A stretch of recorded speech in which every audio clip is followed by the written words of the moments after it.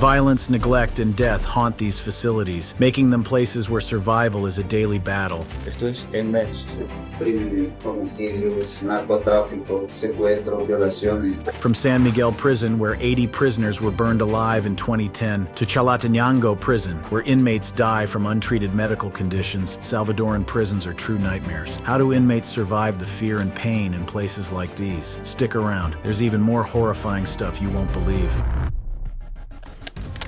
Izalco Prison.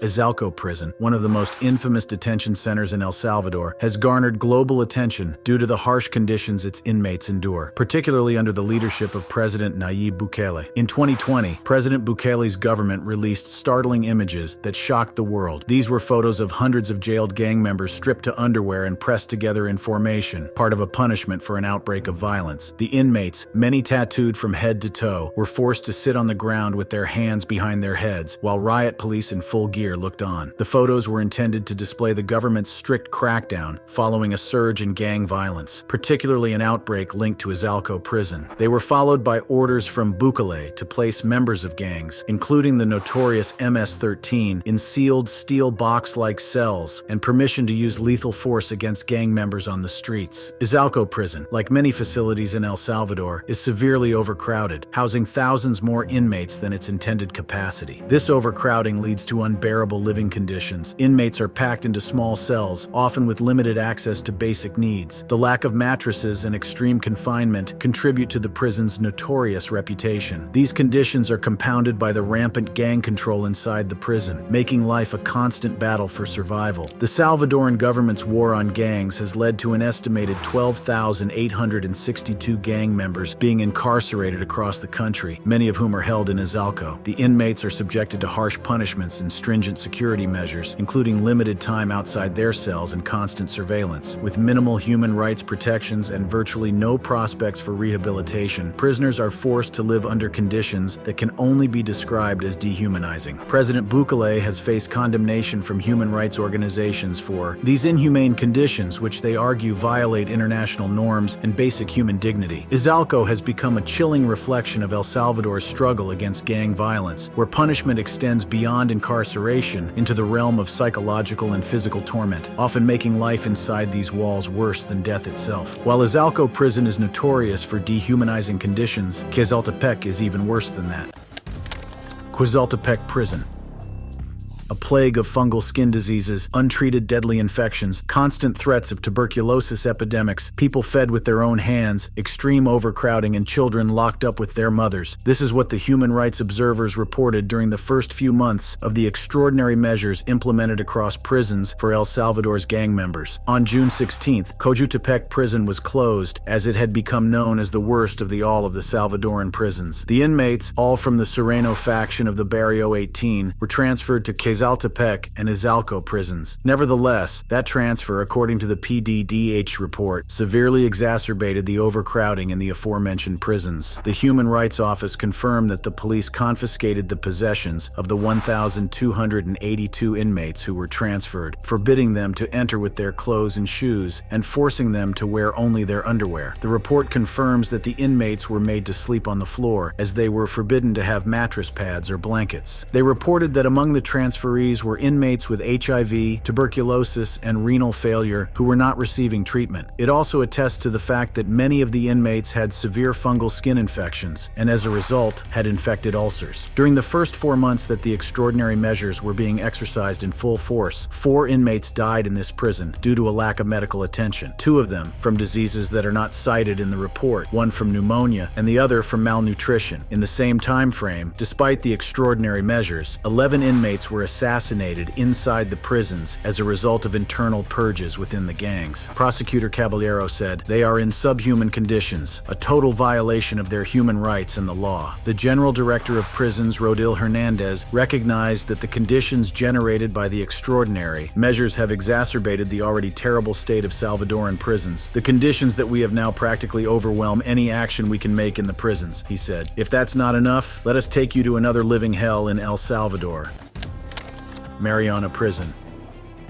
A database obtained by Human Rights Watch supports findings of mass due process violations, severe prison overcrowding, and deaths in custody in El Salvador. The database appears to belong to the Ministry of Public Safety and lists names of people prosecuted during the country's state of emergency. It indicates that thousands of people, including hundreds of children, have been arrested and charged with broadly defined crimes that violate detainees' basic due process guarantees and undermine prospects of justice for victims of gang violence. This leaked database points to serious human rights violations committed during the state of emergency, said Tamara Tarashik-Broner, acting America's director at Human Rights Watch. According to the data, Salvadoran authorities have inhumanely packed detainees, including hundreds of children, in crowded detention sites, while doing very little to ensure victims' access to justice for gang violence. In March 2022, the Salvadoran Legislative Assembly passed a state of emergency, suspending some fundamental rights in response to a peak in gang violence. The measure has been extended 10 times and remains in place. To assess its authenticity, Human Rights Watch cross-referenced the names in the database with other sources, including cases documented by local organizations or reported in the media, and identified over 300 matches. The database indicates that 32 people died in custody, most of them at the La Esperanza, also known as Mariona and Izalco prisons. Salvadoran authorities reported that 90 people have died in custody since March, in circumstances that have yet to be properly investigated. Over 39,000 people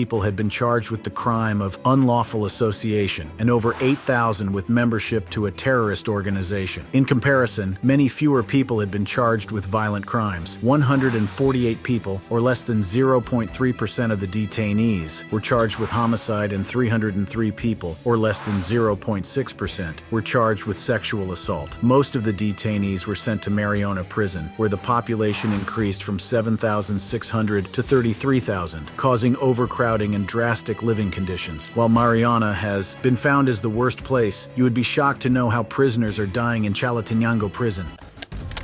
Chalatenango prison.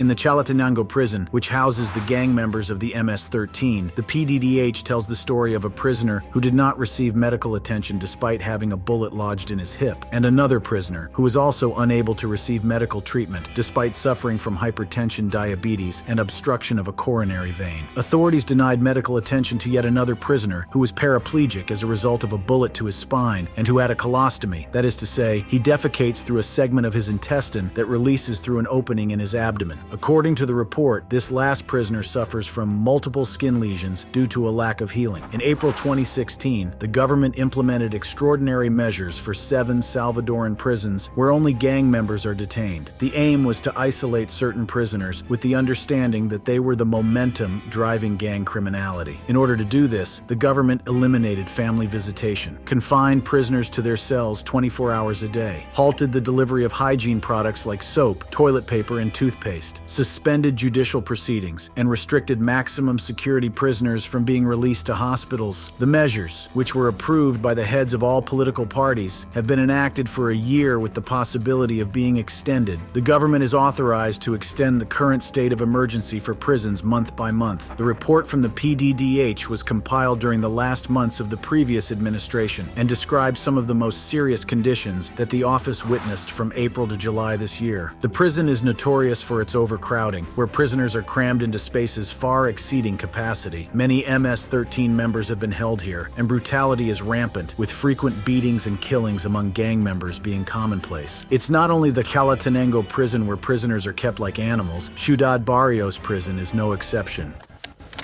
Ciudad Barrios prison. A string of brutal murders in the U.S. in 2017 had thrown a national spotlight on MS-13, a street gang that was born in L.A. but has roots in El Salvador. The latest was a mass murder on Monday on Long Island, where the bodies of 4 males, including 3 teenagers, were found mangled in the woods, according to police. The gang began in the barrios of Los Angeles in L.A. during the 1980s, formed by immigrants who had fled El Salvador's long and brutal civil war. Other members came from Honduras, Guatemala, and Mexico. The MS stands for Mara Salvatrucha, said to be a combination of Mara, meaning gang, Salva for Salvador, and Trucha, which translates roughly into street smarts. The 13 represents the position of M in the alphabet. MS-13 has been accused of recruiting poor and at-risk teenagers. Joining is said to require being jumped in, subjected to a vicious 13-second beating, and getting wet, carrying out a crime, often a murder, for the gang. Leaving is potentially even more dangerous. Large chest tattoos brand members for life, and some factions are said to murder members who attempt to leave. Some of El Salvador's most dangerous gang leaders, including MS-13 figures, are kept in Ciudad Barrios prison. The prison is overcrowded and rife with violence, with frequent reports of brutal beatings and even murders among inmates, with guards often powerless to intervene. In Ciudad Barrios in San Miguel, a prison exclusively for the MS-13, a prisoner with tumors in his head was unable to receive medical attention, nor was medical attention given to another who had plastic intestines that had expired a year ago, nor for the prisoner with a testicular hernia, nor for the prisoner with cancer, nor the hemophiliac, not even for the prisoner with muscular dystrophy, acute poliomyelitis, and osteoporosis. Another horrible prison in El Salvador is Apanteos prison. There are up to 60,000 active gang members in El Salvador, according to the International Crisis Group, with another 500,000 people in the country connected to the gangs. This, in a country with a population of just 6.4 million. The Apanteos prison is located about an hour outside of San Salvador. It is an MS-13 prison. In El Salvador, the prisons are divided by gang membership. Mixing the two together is far too dangerous. Godera, an 18th Street prison, has become famous for its Christian converts, with some saying it numbers over 1,200. There's a section of prison where approximately 300 former members of MS-13, clad in white shirts and white shorts, alternate between praying fervently and listening to fiery preachers deliver sermons. It is quite a compelling scene. To say the men are enthusiastic would be an understatement. Prisoner named Gomez shared his tragic story in which he said that life back in El Salvador wasn't easy. He ran out of money and felt himself drifting back into a life of crime. There he met members of 18th Street who asked him to go with them and join up. Skeptical at first, he gave in when they showed him their various 18 tattoos. A few months later, he was back in prison. I lasted like 3 months and 20 days free out here. I got sentenced to 10 years in prison for strong-armed robbery. I went to prison out here, and believe me, prison out here ain't no joke. Nothing like the States, he says. In prison, there were 8 beds for every 50 people. The conditions were awful. The food was inedible. The bathroom situation so atrocious he won't even begin to describe it, and he constantly had fungal infections. So you can imagine what kind of life prisoners have in Apanteos prison. Let's take you to another terrible prison in El Salvador. San Vicente prison. El Salvador mega prison was built to house convicted gang members. The government's reasons for constructing it were to decongest the already congested maximum security prisons and have a designed jail to hold all convicted gang members. El Salvador went through a brutal civil war in the 1980s between leftist guerrillas and a right-wing government backed by an oligarchy in the United States. Hundreds of thousands of Salvadorans fled the country as refugees, with many ending up in Los Angeles. There were already a number of Salvadoran gangs in existence there, among them MS-13 and 18th Street, but they were small-scale, sometimes just a group of friends who partied together. The gangs grew exponentially during this time, with the sudden influx of poor, sometimes battle-scarred refugees, and they served as protection against Black and Mexican gangs. The murder rate also rose dramatically, and in 2015 and 2016, El Salvador had the highest of any peacetime country. For comparison, El Salvador, a country of just over 6 million people, had 6,600 murders in 2015. New York City, with a population of 8.5 million, had approximately 350 murders. San Vicente prison is the mega prison is secured by 1,000 guards, 600 soldiers, and 250 police officers. The prison has 19 guard towers, 7 on the perimeter and 12 on the interior. Infamous gang members from Barrio 18 are held here, and violent outbreaks among rival gangs often lead to deaths, as guards have little control over the prison. While San Vicente prison is tightly secured with guards and soldiers, Zacatecoluca prison is a nightmare of overcrowded cells, where violence and disease run rampant, pushing the facility far beyond its limits. Zacatecoluca prison. On the 26th of March 2022, El Salvador experienced its deadliest day in history when gang violence killed 62 people. In response to the violence, the Salvadoran government began a large-scale crackdown against criminal gangs. President Nayib Bukele called for a state of exception, which allows the state to suspend certain laws and constitutional rights in the name of the public good. In the following 7 months, Bukele's government arrested over 55,000 people in a swift roundup of gang members that may not have been possible without the state of exception curtailing curtailing certain constitutional rights. Due to the large number of alleged gang members being arrested by the country's security forces, the government announced in July 2022 that a new prison with a capacity of 40,000 would be built to house those who were arrested, as well as to relieve El Salvador's overcrowded prisons, such as the Zacatecoluca prison. It is one of El Salvador's most notorious maximum security facilities, designed to house the most dangerous criminals, including powerful gang leaders. Among its infamous inmates is former gang boss El Diablito Gonzalez, a high-ranking member of MS-13. The prison is infamous for its brutal conditions, with inmates living under extreme isolation to prevent them from orchestrating criminal activities from behind bars. The walls of Zacatecoluca hold some of the country's most feared criminals, yet despite the heavy security, the prison struggles with overcrowding and violence. For many inmates, Zacatecoluca is a place where hope dies and survival becomes the only goal. Sensuntepec Prison is another place where brutality is a norm. Sensuntepec Prison. Located in El Salvador, this prison is infamous for its horrific conditions and the harsh realities faced by its inmates, particularly those with different sexual identities, including gay prisoners. Known as one of the most overcrowded prisons in the country, the environment within its walls is a blend of violence, neglect, and discrimination. Many of the inmates held here are ex-gang members who were rejected by their former gangs due to their sexual orientation. For these prisoners, life inside Sensuntepec is a constant struggle for survival in a space where the gang culture that once ruled their lives now seeks to obliterate their identities. In the documentary Unforgivable, this grim reality is explored through the story of Giovanni, an openly gay ex-gang member who finds himself in Sensuntepec after being ostracized by his gang. His experience reflects a larger narrative of systemic homophobia, where gang members who come out or are discovered to be gay face extreme brutality, including being shunned or violently attacked. Even within prison walls, they remain outcasts, housed with others rejected by both their gangs and the Catholic Church, which is often a refuge for those seeking to leave gang life. Without this protection, they are left to fend for themselves in the violent, overcrowded cells. Inmates in Sensuntepec live in unsanitary conditions, with poor access to basic necessities such as food, clean water, and medical care. The environment is tense, with the constant threat of violence hanging over the heads of those who have been rejected by both their gangs and society at large. After this, let us take you to the horrible place in El Salvador, where women are jailed for miscarrying. Ilopango Women's Prison. El Salvador has one of the toughest anti-abortion laws in the world. A side effect is that women who suffer miscarriages or stillbirths are sometimes suspected of inducing an abortion and can even be jailed for murder. One of the tragic stories is of Glenda Xiomara Cruz, who was crippled by abdominal pain and heavy bleeding in the early hours of the 30th of October 2012. The 19-year-old from Puerto El Triunfo, eastern El Salvador, went to the nearest public hospital where doctors said she had lost her baby. It was the first she knew about the pregnancy, as her menstrual cycle was unbroken, her weight practically unchanged, and a pregnancy test in May 2012 had been negative. 4 days later, she was charged with aggravated murder, intentionally murdering the 38 to 42-week fetus. At a court hearing, she was too sick to attend. The hospital had reported her to the police for a suspected abortion. After 2 emergency operations and 3 weeks in hospital, she was moved to Ilopango Women's Prison on the outskirts of the capital, San Salvador. Then last month, she was sentenced to 10 years in jail, the judge ruling that she should have saved the baby's life. More than 200 women were reported to the police between 2000 and 2011, of whom 129 were prosecuted and 49 convicted. 26 for murder with sentences of 12 to 35 years and 23 for abortion, according to research by Citizens Group for the Decriminalization of Abortion. 7 more have been convicted since 2012. Another nightmare for prisoners is to spend time and go to a prison.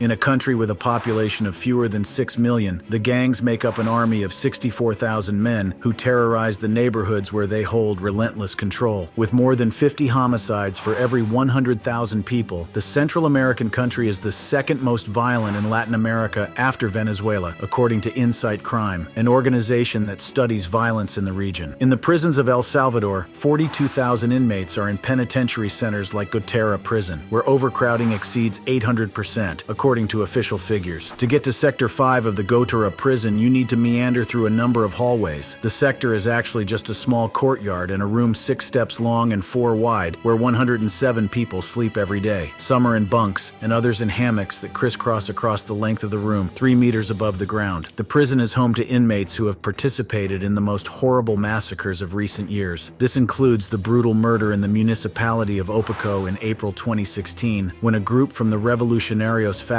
went to search for members of the opposite gang. When they couldn't find them, they unleashed their violence upon 8 employees of a power company and 3-day laborers who happened to be passing by. They shot one of them first, then they broke the neck of another. The rest were mown down by machine gun fire and finished off with machetes. One of the gang members laughed as he recorded the murders on his phone. While Gotora is overly crowded, in Santa Ana, prison guards have to stay alert all the time to avoid deadly clashes among gangs inside. Santa Ana Prison. In 2015, El Salvador's homicide rate peaked at more than 100 per 100,000 people, then the highest in the world, driven by the gangs who terrorize the public, controlling neighborhoods, engaging in extortion, and killing with impunity. President Nayib Bukele proudly opened the new house for 40,000 prisoners last month, where gang members will be sent to live for decades to pay for their alleged crimes. Santa Ana is notorious for its overcrowding and poor conditions, housing both MS-13 and Barrio 18 members. Violence between rival gangs is a constant threat, and the guards are often powerless to prevent deadly clashes. His security forces have detained 60,000 people in a year-long crackdown against gangs, which rights groups say has resulted in widespread abuses. Even before that, the country already had the world's highest incarceration rate. At capacity, if there are 1,000 guards, that would mean a ratio of inmates to prison officers of about 40-1 before dividing them into shifts. The extraordinary rise in El Salvador's prison population has come as Bukele has attempted to crush the gang violence that has bedeviled his country. Another El Salvador deadly prison where prisoners were burned alive is San Miguel Prison. Did you ever wonder about life behind the bars? It's just like living in hell. Situated in the bustling city of Santiago, Chile, San Miguel Prison has been a staple of the city's landscape for many years. It's a place where you find people from diverse backgrounds, all linked by the common thread of having crossed the legal boundaries set by society. San Miguel Prison's story traces back to the mid-20th century. It's steeped in a history of incarceration, reform, hope, and despair, mirroring the various ups and downs Chile itself has experienced over these decades. Yet beneath the routine and order, there are immense challenges. Overcrowding, violence, and mental health issues are recurring problems that inmates face. Among the tragedies San Miguel has witnessed, the 2010 fire stands out. It claimed 81 lives and exposed the prison's severe overcrowding issue, becoming a catalyst for reform. Aside from the fire, San Miguel has been a stage for numerous other incidents that have stirred debate about prison conditions and the justice system. The 2010 fire triggered significant reforms in San Miguel Prison and the wider Chilean prison system. These included measures to reduce overcrowding, improve fire safety, and provide better training for prison staff. There was also a greater emphasis on rehabilitation and reintegration programs for inmates. While the tragic death of a prisoner in San Miguel resulted in reforms, the prisoner's life is still unbearable in Ilobasco Prison. Ilobasco Prison in El Salvador is infamous for its appalling living conditions, reflecting the dire state of the country's prison system. The facility is plagued by extreme overcrowding, with far more inmates than it was designed to hold. Cells that are meant for a few prisoners are crammed with dozens, leading to a suffocating environment where personal space and basic human dignity are non-existent. Inmates are forced to live in unsanitary conditions, where access to clean water, proper sanitation, and hygiene is severely limited. This has led to the spread of diseases and infections among the incarcerated population, with little to no medical care available to treat the afflicted. A large number of inmates are affiliated with powerful gangs like Barrio 18, and rivalries between these gangs often erupt into violent clashes. Guards have minimal control over the prison population, and the threat of violence looms large over daily life. Inmates involved in gang activities frequently dominate the prison, controlling resources and enforcing their own brutal form of discipline. In an attempt to address the overcrowding and provide some form of rehabilitation, over 200 members of the Barrio 18 gang began working on a prison farm. The initiative aims to teach the prisoners agricultural skills, providing them with an opportunity to contribute productively and potentially reintegrate into society after their sentences. However, this small measure does little to alleviate the broader issues plaguing Ilobasco Prison, where the inhumane conditions continue to make survival a daily struggle.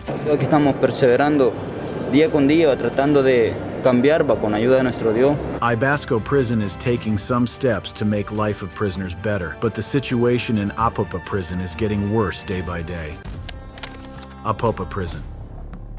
The MS-13 and Barrio 18 emerged in urban or rural areas with precarious socioeconomic conditions, including widespread poverty, high unemployment, limited education, fractured families, and high levels of domestic violence and abuse. Mass arrests may have exacerbated social issues by breaking up families, reducing household incomes, and further marginalizing thousands of at-risk youths by linking them to gangs, often without evidence. As of the end of 2023, Salvadoran authorities had arrested over 77,000 people during the state of emergency. The country's prisons now house over 105,000 detainees and may be operating at double their capacity. Apapa Prison, located just outside San Salvador, is known for its deplorable conditions. Overcrowding is rampant, with the prison holding far more inmates than it was designed to accommodate. Prisoners are crammed into small cells, leaving little room for movement, which results in an oppressive and suffocating environment. The prison is a battleground for gang conflicts, especially between the country's two most dangerous gangs, Mississippi 13 and Barrio 18. These rivalries often turn deadly as gang members use violence to assert dominance inside the overcrowded facility. Fights, stabbings, and riots are common occurrences, with guards struggling to maintain any semblance of order. Despite occasional efforts to segregate rival gangs or implement rehabilitation programs, Apapa Prison remains a violent and chaotic facility, emblematic of the broader issues within El Salvador's troubled prison system. So after exploring some of the most brutal prisons in El Salvador, which one do you think stands out as the toughest? Let us know in the comments. And if you want to see more shocking prison stories, click on the card displayed on your screen for more intriguing videos. Stay tuned for more chilling content.